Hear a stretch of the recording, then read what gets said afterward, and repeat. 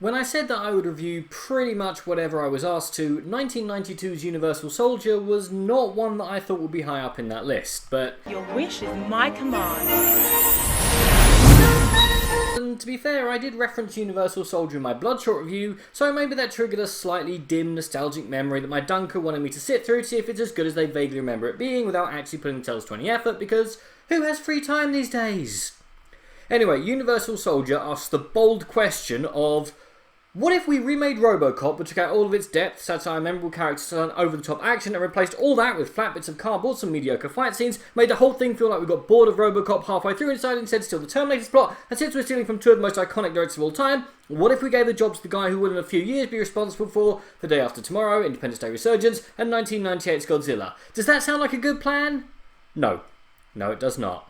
Look, as a disposable piece of cinema from a decade that we all seem to have completely forgotten, and with good reason, Universal Soldier is not the worst thing I've ever seen. Not even close, but it's completely forgettable when it could have been more interesting.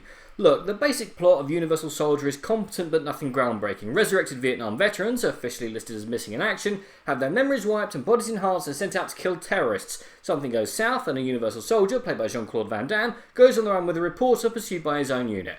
It's a very simple plot with no surprises, what action scenes there are perfunctory, even the hand-to-hand ones where Van Damme usually does his least awful work and nothing to write home about, and I guess if you were to watch it with a few beers inside you, then it'll pass the time, but why you'd watch this when you've got RoboCop, The Terminator, or any other number of films with a similar plot, quite frankly, baffles me. I mean, as a blank slab of meat, Jean-Claude Van Damme is perfectly cast, but as someone who I think is meant to be rediscovering their humanity, he's, well, Jean-Claude Van Damme. Now, who wants to go home? And who wants to go with me? On the other end of the spectrum, we have our film's villain, Dolph Lundgren. He dies.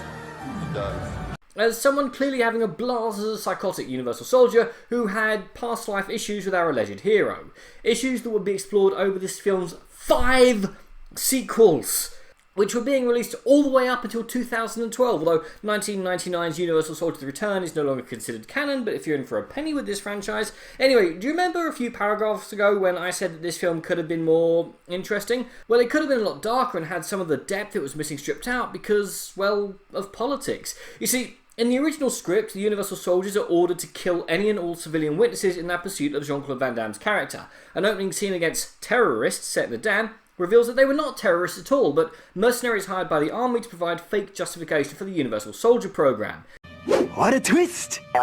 Sadly though, by the time of filming, the reputation of the US military was at an all-time high following the First Gulf War, so it was considered unlikely that the audience would accept them being shown in such a poor light, and as such the darker scenes were cut, leading to the more streamlined yet incredibly less interesting film that hit cinemas.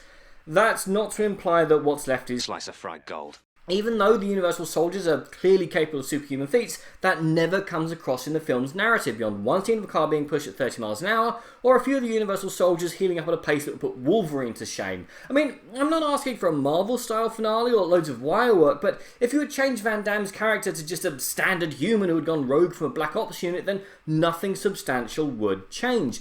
Even the Universal Soldiers' major weakness, they need to be kept cold, they can't regulate their own body temperature, which to my mind would make them unsuitable for combat missions outside of Antarctica, Siberia, isn't really featured into the plot, despite being an interesting idea. Or even the fact that the memories of the last moments of life are greatly amplified. The villain still allegedly believes he is in Vietnam, fighting insurgents, but this never goes anywhere or even features into the plot. The other soldiers are also there, but apparently they weren't really feeling anything when they died, or when they were set on fire. I have serious doubts about these soldiers being of any more use in combat than a normal human soldier. Which is Universal Soldier in a nutshell. It's a fine little throwback, but there are other, better and more memorable films with similar premises that hold up a lot better. Its interesting premise was neutered by public opinion at the time, its fight scenes are dull and characters so boring that their names never even made it into my notes. I just hope that the proposed reboot runs with the original far darker idea. To be honest, unless you're some sort of manic Jean-Claude Van Damme fan who needs to see every film he's been in, I feel safe in saying that you can skip it. But what did you guys think, and what is your favourite film starring the muscles from Brussels? Comment below, let me know. I'm Daniel, this has been a Dunker's Choice. If you'd like to make a request, just whack it in the comments section, and I'll see you next time.